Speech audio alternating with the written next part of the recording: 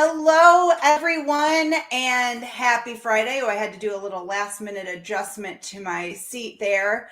It is a wonderful Friday afternoon. After I was telling Gabrielle I had a kind of a hectic work week, but I am ready for the weekend and I'm super ready for this conversation. So I'm going to get us kicked off and I'll introduce Gabrielle and then we're going to dive right in. So you have joined Spilling the Tea for Career Success. My name is Kate Pozesnik of Quirk Personal Branding and Career Consulting. Every month, I feature a new female expert in her own field who comes on and shares her expertise with the world. And I'm excited about this month's topic because we're approaching the end of the year. Budgeting is rolling around. We're getting ready for the holidays. There's just usually a lot of things going on. So this month's topic is going to be particularly helpful for everyone who's joined us today. But I would love to introduce you all to Gabrielle Espinosa. She is my guest and the founder of Self Leader Consulting. Gabrielle, I'm going to give you a moment to just introduce yourself. And then I'm going to ask you some questions because I'm dying to hear a little bit more about how you got onto this career path. I have a fun question for you, and then we are going to dive into the topic of self-leadership. And Perfect. If that term is new to you, don't stress because we're going to talk about what that is, what it means for you, and how you can bolster your self-leadership effectiveness. So take it away, Gabrielle. Tell us a little bit about yourself. Yeah, well, thank you, Kate, for having me. I'm super excited to be with you here today, as well as the audience. It's Friday. I treated myself to some Dunkin', and people who know me, they know I'm a huge Dunkin' fan. And so, got my Dunkin' heavily caffeinated and just ready to bring all the energy to this group. So thank you. So I'm Gabrielle and I am the founder of Self Leader Consulting. And I'm really focused on helping companies, regardless of size, build out their leadership development programs so that they can empower their leaders to be the best versions of themselves. And so I'm pumped to be here to share a little bit about self-leadership because there's a reason, spoiler, there's a reason why I named my business Self Leader Consulting. And so we'll talk a little bit about that and some practical strategies and tips so that you can lead yourself through this busy season. Excellent. Sorry, I had to. Can you hear my dog barking in the background? It happens. Mine does the same thing. So they're just excited to hear about self-leadership. I'm just taking it that way. My dog thinks her self-leadership skills are already top notch. She thinks she's the leader of the pack. And she's like, I'm going to tell you all about it instead. She is a 15-pound sassy little dog. And her personality is very big, but anytime someone walks past my door, my window, any little noise that she thinks might be a threat, it's like she acts like she's a Doberman or something. So thank you for that lovely introduction. I want to hear, this is my fun question, and then we'll dive back into your field of expertise. So one of my favorite things to ask my guests is, what is one thing that Google would not be able to tell us about you? What is unsearchable in your life? I think this is the best question because it's so hard. It's so hard to come up with an answer because Google is all knowing. I mean, gosh, and then with social media, it's really hard to think of something that no one else knows about you, but I think I have a good one. So growing up, I was a huge fan of true crime, investigation, all those types of shows. And I still am a big crime junkie person. Whether or not that's good for my health, we don't know. But hey, here we are. But when I was growing up, I loved CSI, the TV show, specifically the Las Vegas one. The others I watched, but I was a huge CSI Las Vegas fan. And when I was in 5th grade, I went to a CSI camp. And so this was a thing. I'm still shocked by this because I have never heard of anyone going to CSI camp as a 10-year-old. Yeah, but I went to CSI camp and it was everything I could have ever imagined. I mean, there was a fake crime scene that we got to, investigate. We had our notepads, we were taking evidence. We got to test it in a lab. We even ended it with a trial where, we, figured out who done it. And then we had teams like who would defend and who would prosecute. And so, yeah, we went through the whole gambit, and it was a lot of fun. And so when I told my fiance about this, he was like, I think you're the only person who as a child went to CSI camp. Like, he's like, I don't. And so I'd have to go with that one. But Kate, I'm curious about you. Is like, what would you say to that question? Oh my gosh.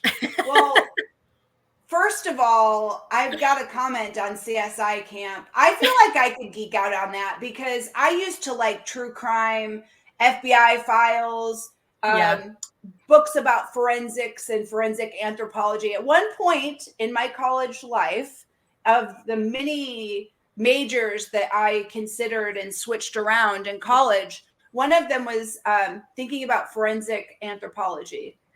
And then I realized there'd be a lot of contact with old ruin, like old, a lot. The forensic part was not going to work.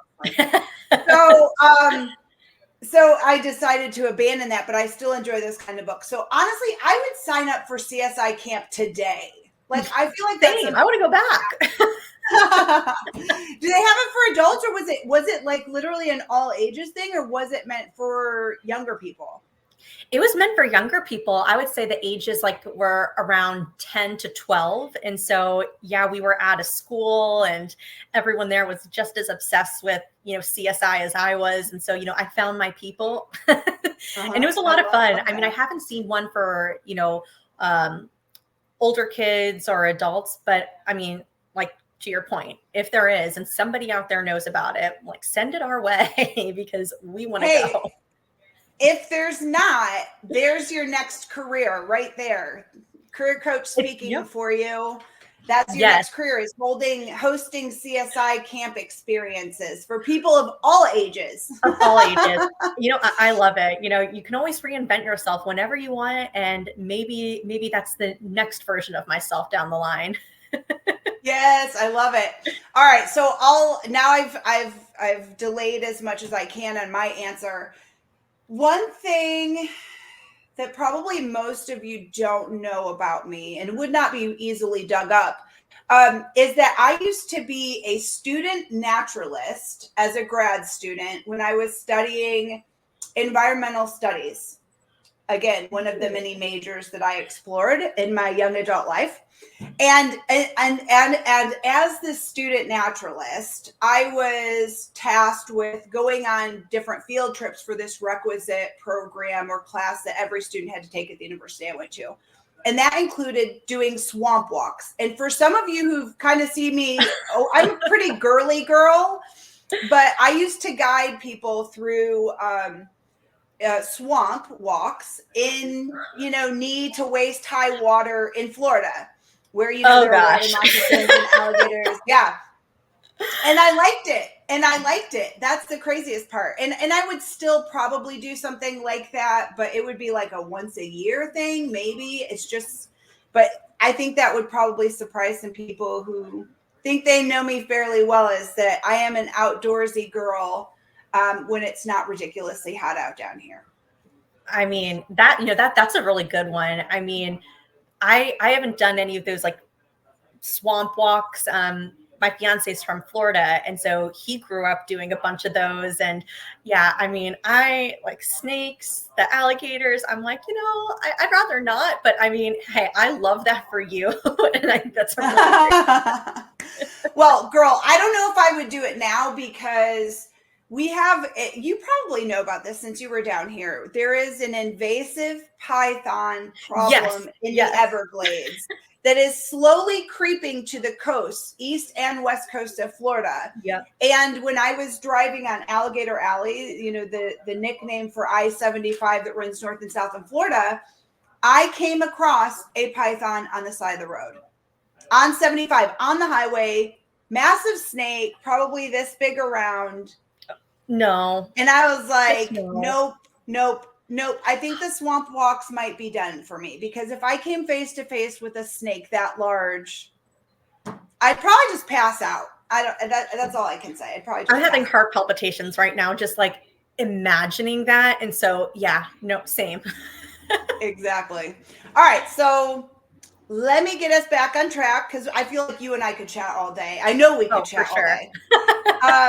So tell us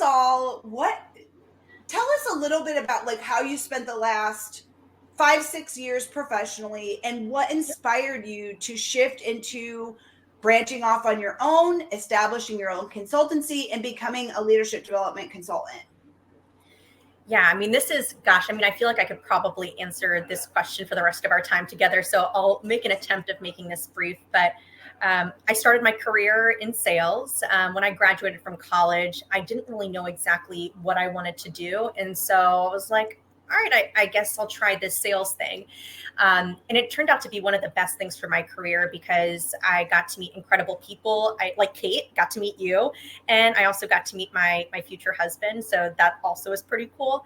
But quickly, as I started my career in sales, I found that the activities that I enjoyed doing the most were mentoring other people, helping them grow in their careers. And so I knew pretty early on that I wanted to pursue leadership. And I was fortunate enough to get promoted at a young age. So I started leading teams at the age of 24.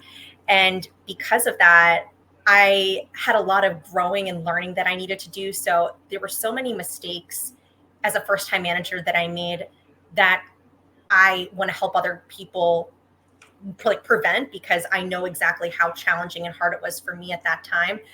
So we'll get to that in a little bit. But um, after my career as a sales leader, I transitioned to sales learning and development and then revenue enablement. And so in corporate, my most recent job was leading the revenue enablement and manager training function for a tech company. And I really found a lot of fulfillment in building a team from scratch, from mentoring and coaching them and helping them get promoted. And so when I took a step back and really started reflecting on how it is that I wanted to live my life and the things that brought me the most joy, it was truly leadership and learning, and being able to marry the two of those together and to help people grow as a leader so that they could show up and impact people at scale.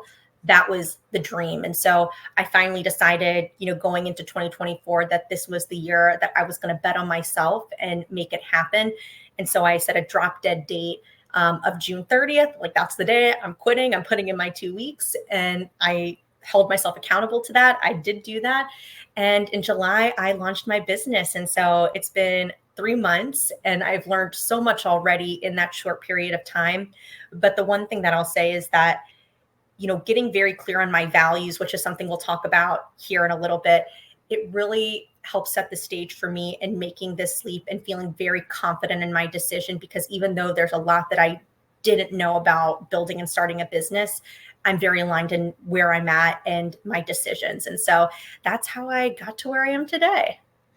I love that. So tell us, okay, we're talking about helping people build their leadership abilities, etc. Who's your typical client? Who are the people who benefit most from working with you, or what problems are you helping people solve? Yeah, great question. And so I take a very systematic approach to how I help companies, because I want to make sure that I'm building very effective leadership development programs that are going to scale with the company so that they can impact their leaders at scale. And so, training is not a one and done thing. You can't expect your leaders to go through a 2-week boot camp and then implement those skills every single day. It's building behaviors and making sure that they're sustained over the long haul.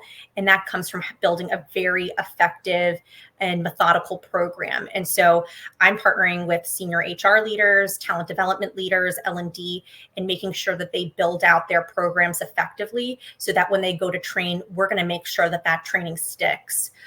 Something that I didn't mention earlier is that I have my master's in organizational leadership with a specialization in adult learning. So making sure that I'm taking a lot of that knowledge and building programs with adult learners in mind, that's something that really helps that learning stick. And so those are the types of people or companies that I'm like working with. And I'm really excited to continue to scale that out, even on an individual level, because I think that anyone can be a leader. And again, that's something that we'll get to here in a little bit.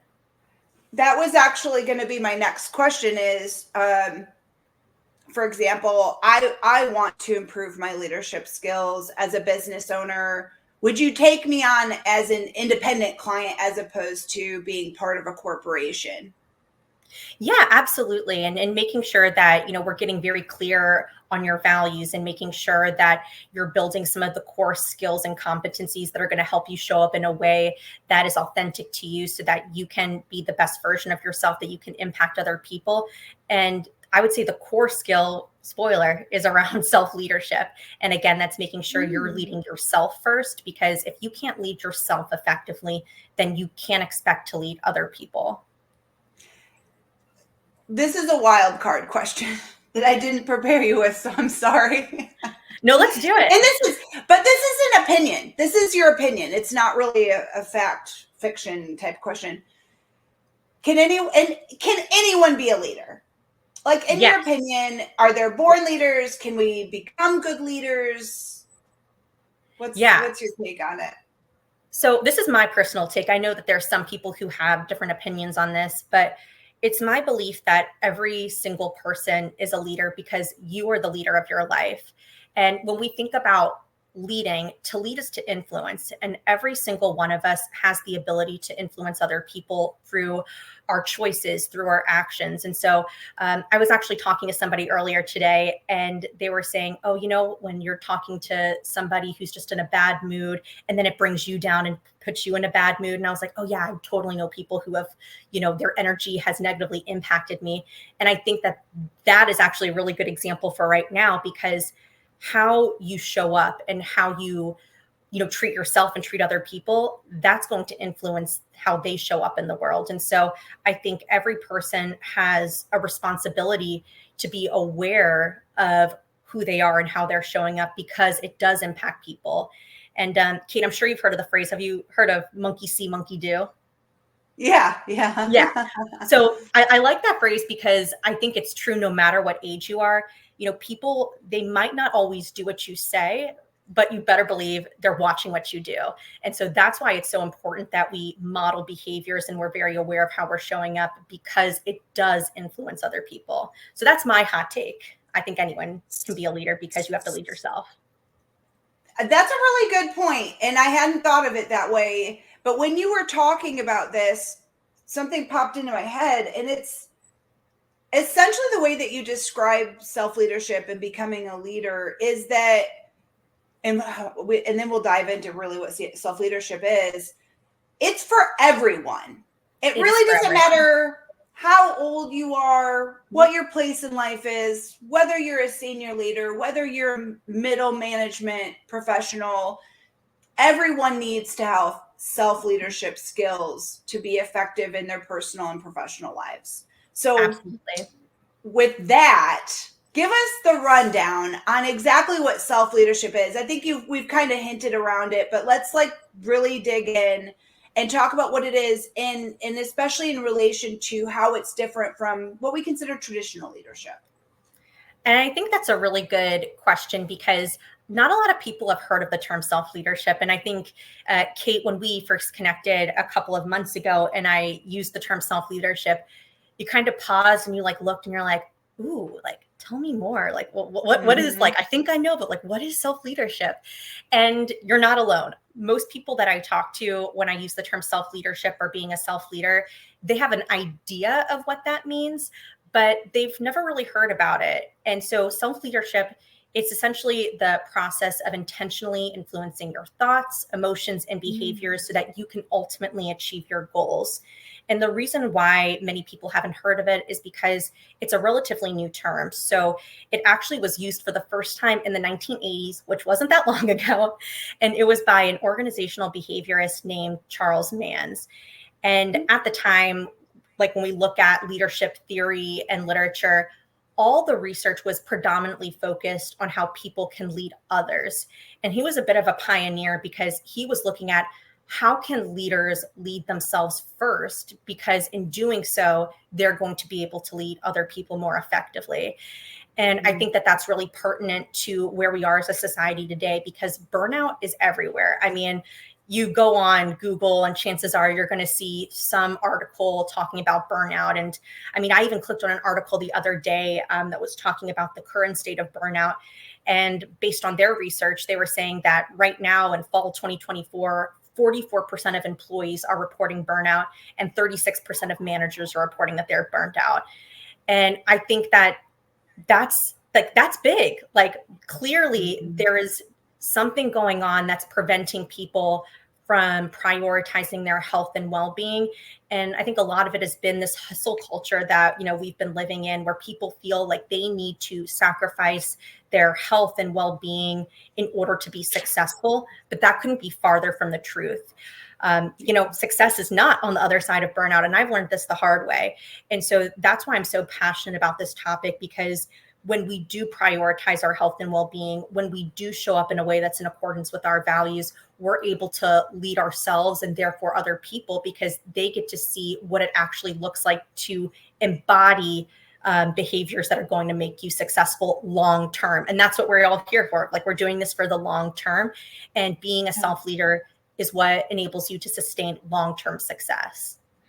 So really, self-leadership falls under the umbrella of mental health and well-being, I would say, Yes. because the way that we treat ourselves and lead ourselves, as you put it, does impact how we show up for ourselves, whether we're supporting ourselves or we're self-sabotaging, and how we present ourselves to others with the monkey see, monkey do situation, which is true. Like, and I think that's why they say that you are the sum total of the 5 people who are closest to you, because you mimic the behaviors, the actions, the speech of those people closest to you. But I also have to agree with the hustle culture thing. I was just talking to my boyfriend about this. I said, I don't use the word hustle so much anymore, because I feel like it's linked too much to putting all of the emphasis on go, go, go, go, go, work hard, work hard, work hard. It's going to pay off, regardless of how it's detrimental to other parts of your life. And maybe that's not everyone's definition, but I feel like that's the connotation that we've gotten from hustle culture. Yes. And I think that it's not necessarily the healthiest viewpoint to have, is saying, I'm hustling. I'm like, I'm going to go with the work smarter, not harder avenue over hustle culture, because like you, I've done the hustle, and it can end up leaving you down low, and it can take a long time to pull yourself back up. And just from a health and wellness standpoint, our bodies physiologically take on that stress of hustling nonstop. And I think a lot of younger people fall into it, especially in their 20s and even 30s, because we're told as soon as you're out of college, it's off and running, and that's the only way you're going to see success, is hustling. So anyways, just a side note. Tell us about a time where you, or someone you've worked with, or someone you know, has practiced self-leadership and had it be successful, or what was the end result that made it successful? Yeah. Well, I mean, tying back to what you were just saying around, hustle culture and subscribing to that belief, and, being in burnout and having to work yourself through it and the impact it has on you physiologically, mentally. I mean, I learned from the burn. And so I'm happy to share my story, because it really helped me get to where I am today. And it was a lot of hard-earned wisdom along the way. But when I was a first-time manager, I wanted to do all and be all things for every single person on my team, for my colleagues. And I wanted to prove myself. I wanted people to look to me and be like, oh, she's got it all together. Look at all this stuff she's doing. I was confusing, being busy with being productive. And so I was doing all the things, was constantly making myself available to other people. And in doing so, I had no time left for myself. I had made also my team very reliant on me at the time because they knew if they came to me with whatever question it might be, that I was going to solve it or answer it for them. And in making them reliant on me, I was skipping lunch because I was, in meetings with them or I was helping them. I was working late every night. I'd come home and would try to even do more work because I didn't get what I needed to get done. And then I'd be laying in bed that night, had a hard time sleeping because I'm thinking of like all the things that I need to do next, working out, maintaining friendships, like all that went out the window. And the reason I share that story is because I think a lot of people are living in that right now, especially in this busy season. Right now, work tends to pick up before the holidays, and then the holidays are also a big stressor for people for, different reasons. And so it's very easy to fall into this do, and not being very intentional. And before you know it, you open your eyes and you're like, wow, like I am burnt out and I don't have the energy. And the way that it showed up for me is, I couldn't be as present with my team because I was so emotionally exhausted. Our performance was really suffering because I wasn't bringing my best. And it wasn't until somebody was very transparent with me and said, you're no good to anyone unless you're good to yourself first. And even though it's something that, we hear like, oh, self-care, this really resonated with me at that point in my life because I could look to the results or the lack thereof. And I could look to, my team and how they were feeling and was like, wow, I'm the problem. I'm impacting people in this way based on how I'm showing up and how I'm treating myself. And so it was a very hard lesson to learn, but based on that feedback and transparently with therapy, I was able to start setting boundaries. I got very clear on my values and very clear on what my goals and priorities were and making sure that my calendar reflected those things. Started saying no, like empowering my team to figure things out, giving them guidance, but saying, hey, I trust you, you got this. And in doing so, over the course of several months, our performance began to improve. And then, ending the year, we completely knocked it out of the park. And it was the first time where I was like, wow, I'm working less, but I'm having greater impact than what I ever was when I was working these 12-hour days. And I feel fulfilled and I have energy. And so it really showed me that is how you need to lead. It's not falling into the hustle culture trap of trying to do all and be all things. And I need to be the first one in, the last one out. Like that's not the case. And so as I've grown as a leader, I've been modeling those behaviors for the people on my team. I've been modeling it in my personal life to show my friends like, hey, you don't need to fall into these habits either and go into burnout. And that's why I want to be working with organizations and people to help them learn that as well, because if nothing is worth your well-being, like you need to have the health to support the vision. And so that's what self-leadership is really about, is developing those behaviors that are going to help sustain your long-term success. Wow.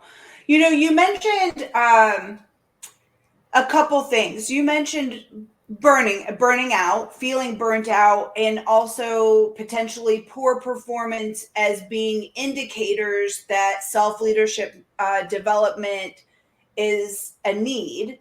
What are some of the other common signs that someone may need to work on their self-leadership skills?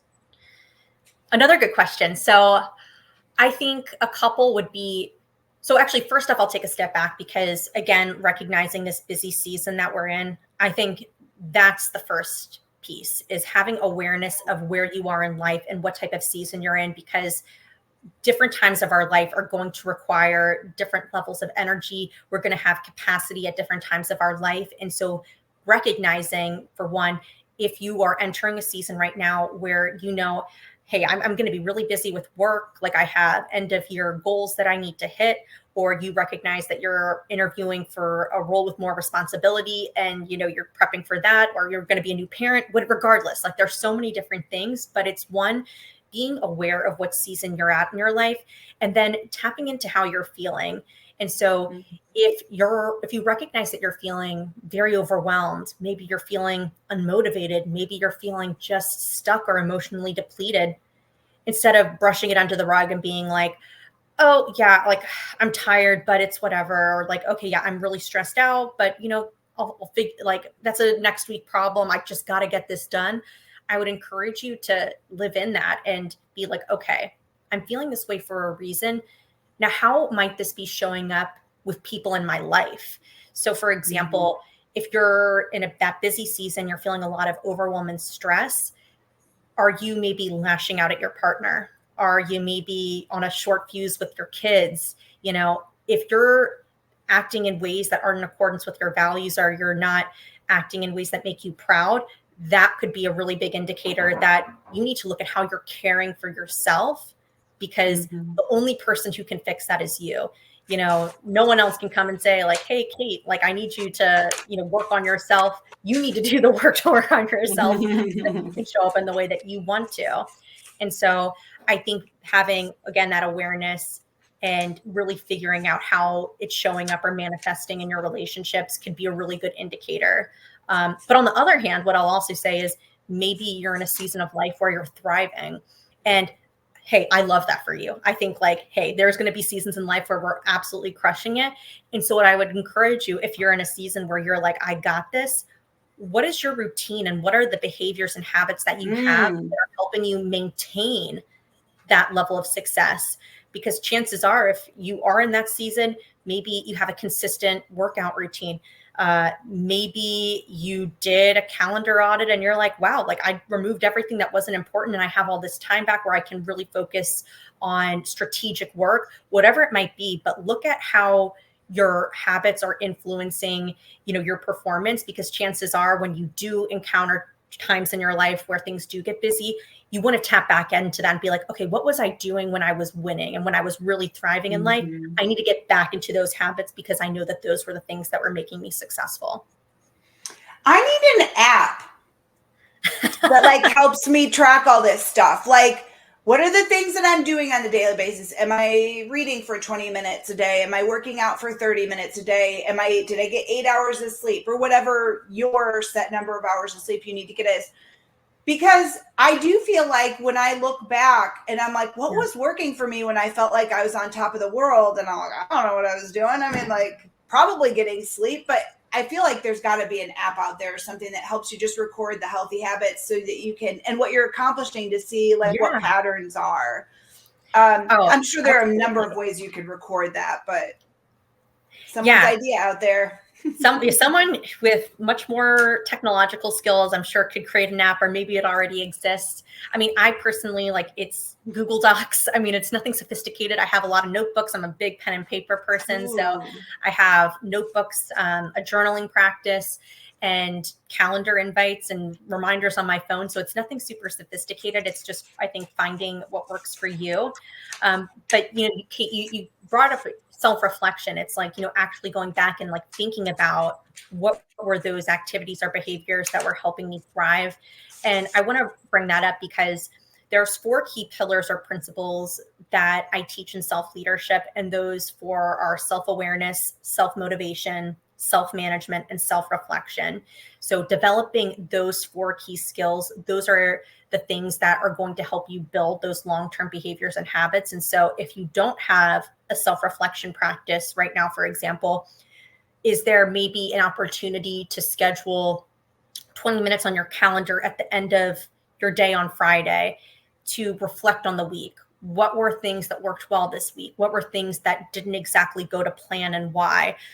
What's an area that you really want to focus on developing for the following week? But just giving yourself the space to reflect and to write those things down and just be very intentional about it, so that way when you head into the following week, you have something that you can reference and can help set the stage so that you can keep progressing and moving forward and hitting your goals.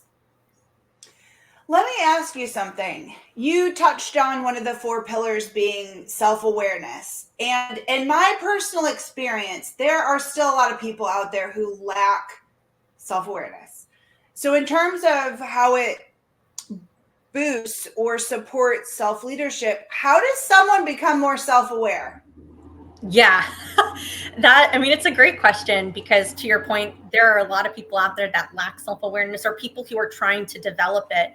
And so if someone was looking for a first place to start with self-leadership, self-awareness is exactly where I would tell them to start. And it would be defining your core values. And the reason why I say that is because who you are is how you lead. And if you lack an understanding of who you are and what you value, it makes it very hard to show up in the world and live into those values and be an authentic human being. And so there's a couple of things that you can do to help you really define those core values, because it can be challenging. I mean, I know when someone told me, like, what do you value? I'm like, oh my gosh, like what, like, I don't know. What do like, I value? What do I value?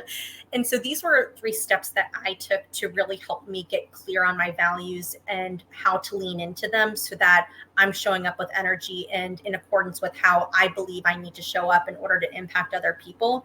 And so the first step that I would recommend is, sitting down, whether it's, on your laptop, on a piece of paper, is writing out what qualities you value and why. And if you're somebody who was like me and was like, I don't know, I'm feeling kind of stuck here, 2 additional questions you can ask yourself to kind of come up with that would be, if someone were to describe me, what qualities would I want them to use to describe me? The second question could be, what qualities do I admire in other people that I want to emulate? And so asking yourself those 2 questions can maybe jumpstart some ideas on what you value.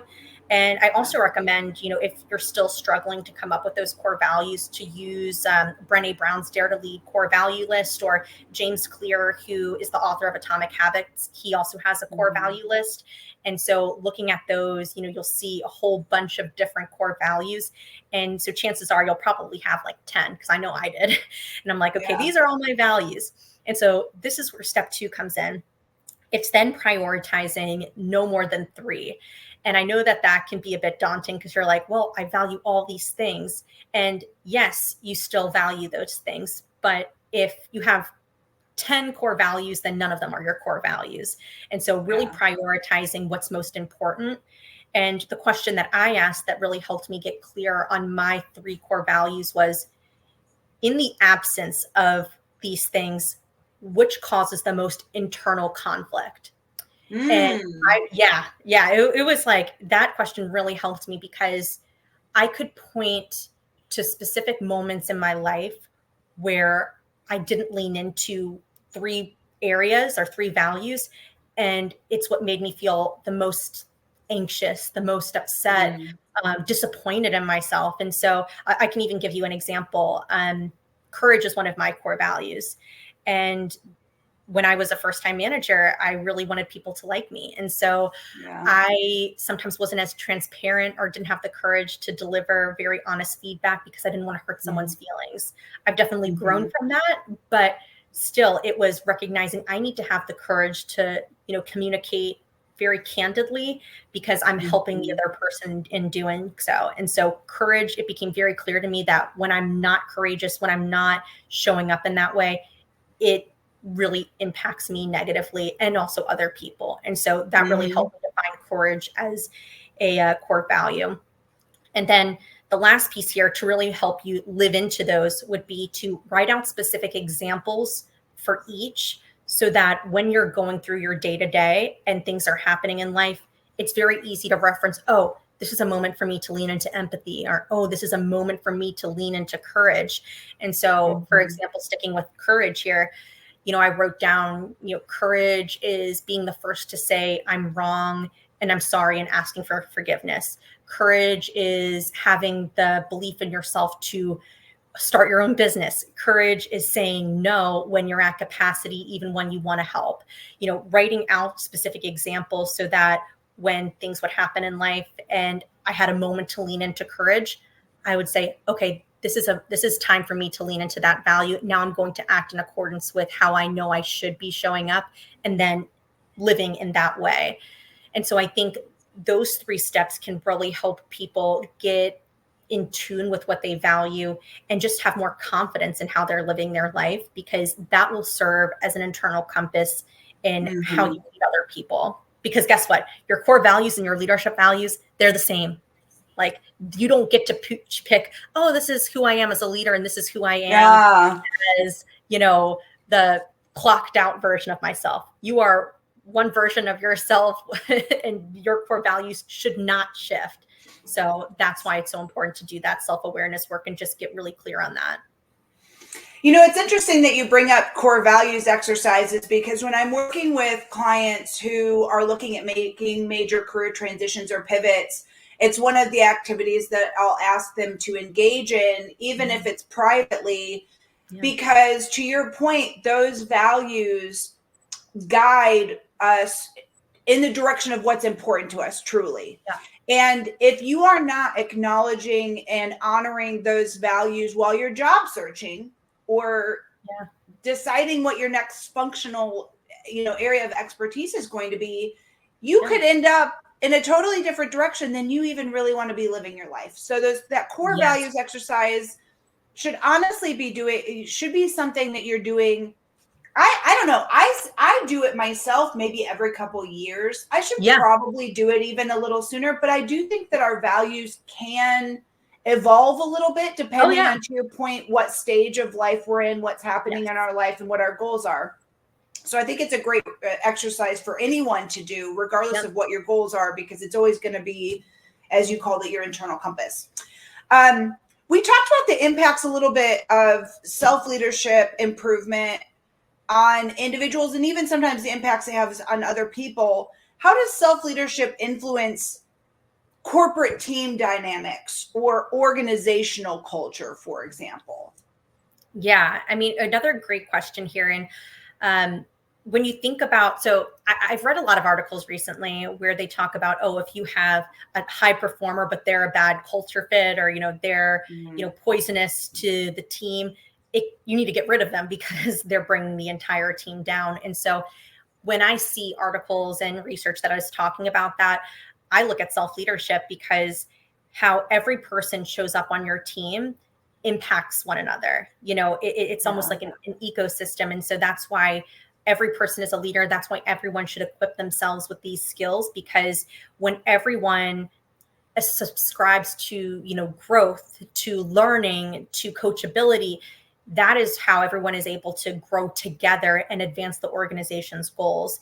It's when you have people who aren't working on themselves, who aren't self-aware, who aren't open to learning and growing, that model behaviors to other people that might make them question, maybe I shouldn't care what other people think, or, maybe, growth isn't that important. It can bring the whole culture or team down.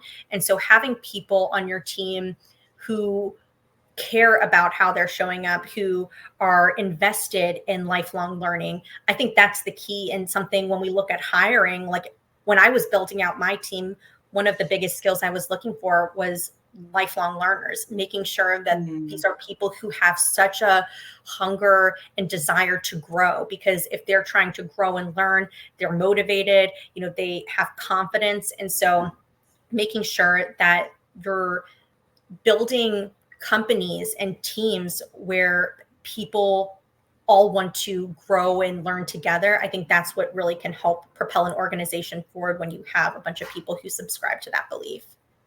Yeah, I love that. Again, modeling the behavior that you wish to see out of others as a leader, or even if you're not a formal leader, if you're anchoring the team, for example, or just on a team, we should all be putting our best foot forward at all times. That doesn't mean our best is going to be the same every day, but we should be modeling the behavior that we want to see out of other people. So I really like that. How do leaders identify, or how can they identify their strengths and weaknesses in self-leadership? Like, how do you gauge how good of a self-leader am I? Yeah, well, I think, again, tapping into, how you're showing up. Do you notice that when you're in meetings with your team, for example, are you fully present? Or are you checking Slack, or are you on your phone? Are you sending emails after working hours? Are you pinging people at 9 p.m. because you have a question?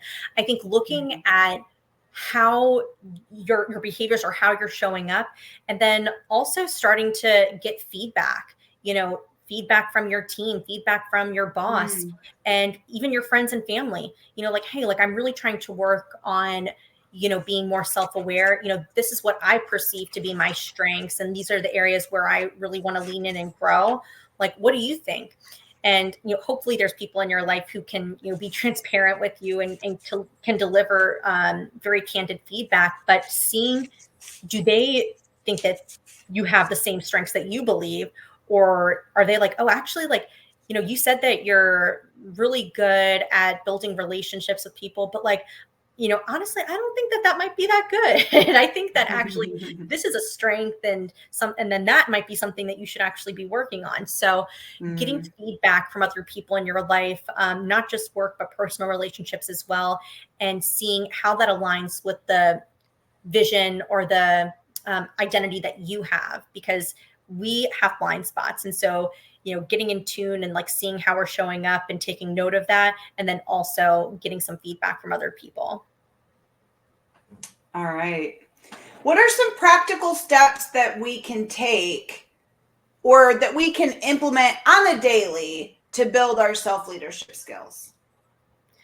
Another good one. So I have a couple. So I would say one thing that really helped me, and that has really helped a couple of the people that I have helped coach, is doing a calendar audit. And so very self-explanatory, but essentially, we look at your top priorities and then we look at your calendar to see, does your calendar actually reflect the things that are most important to accomplish right now?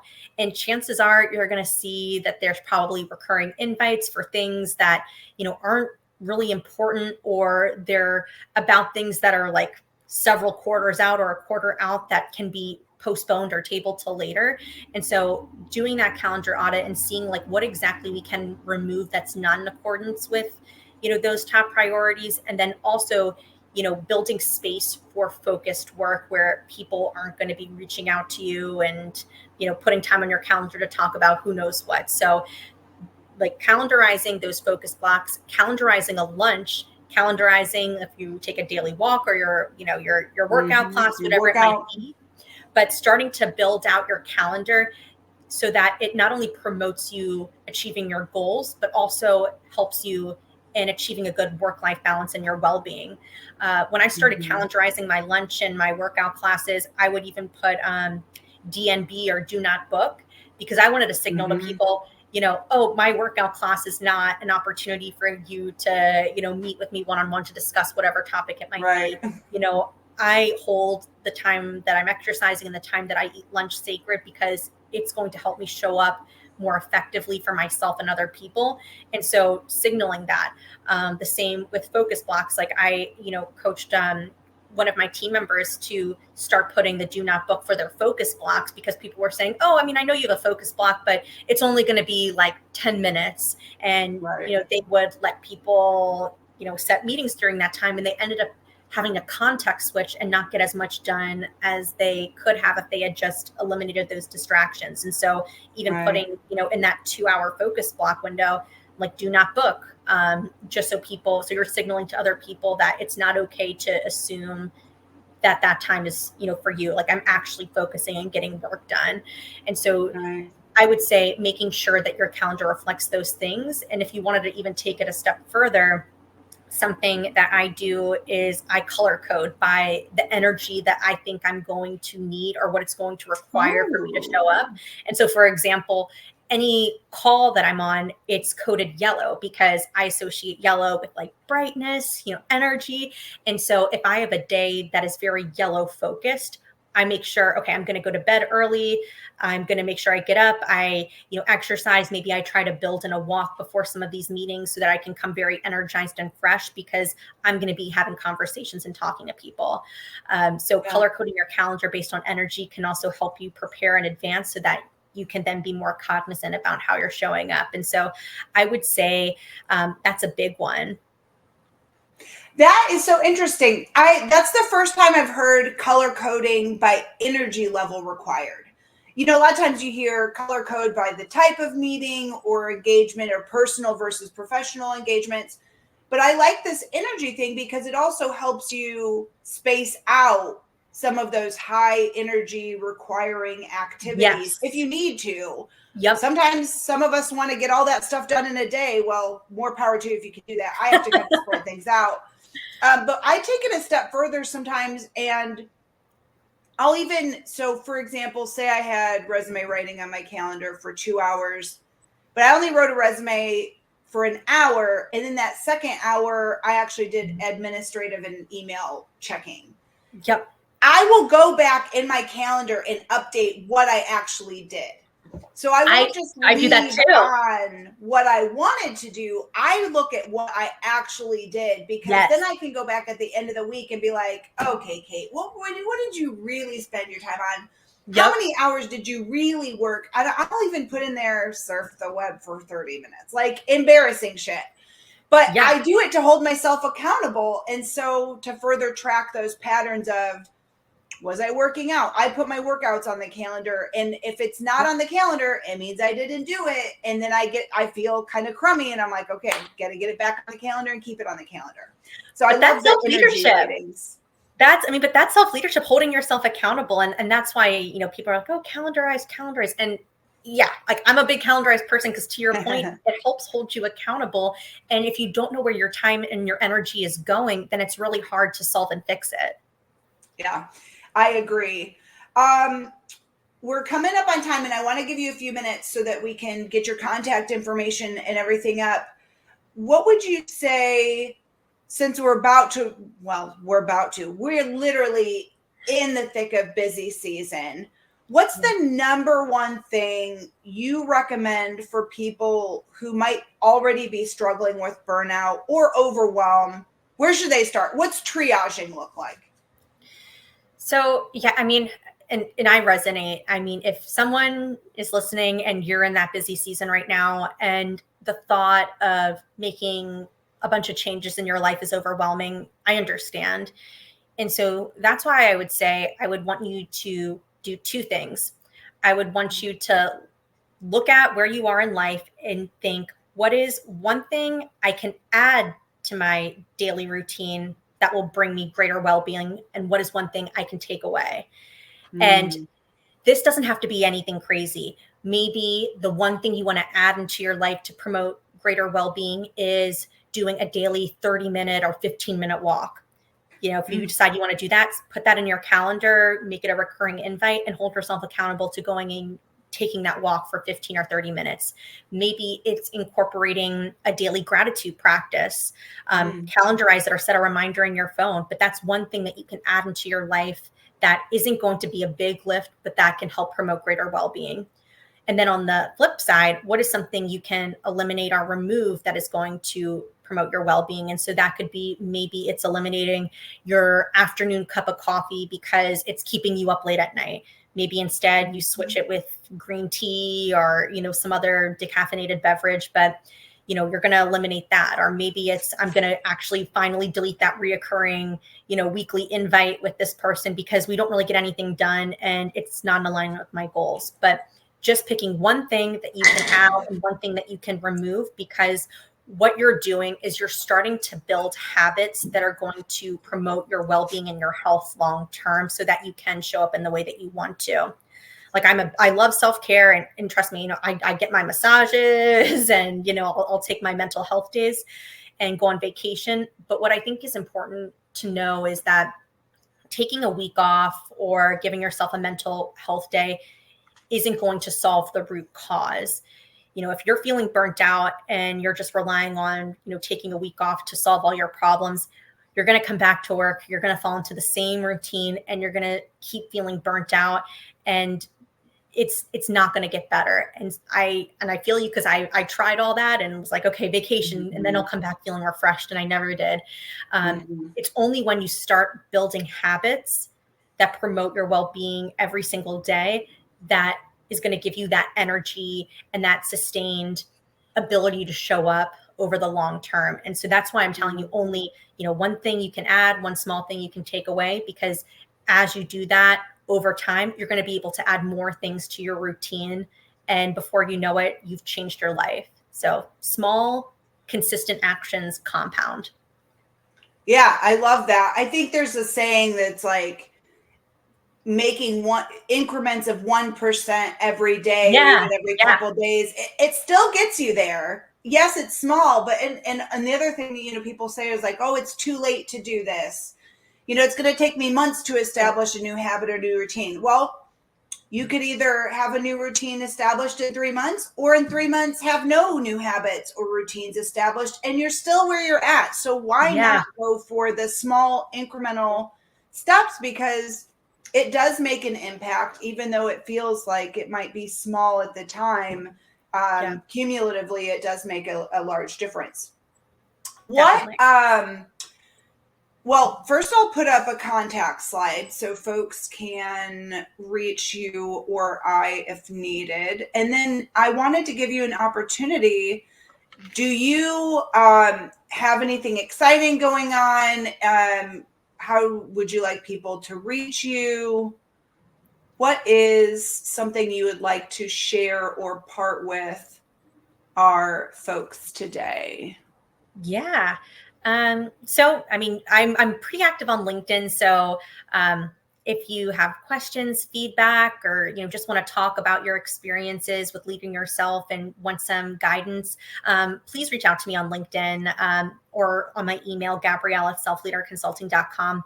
Also on Instagram, working on getting better with that transparently. So not as active as I want to be, but that is something I'm working on. But I would say LinkedIn and email are the best ways to get in contact with me.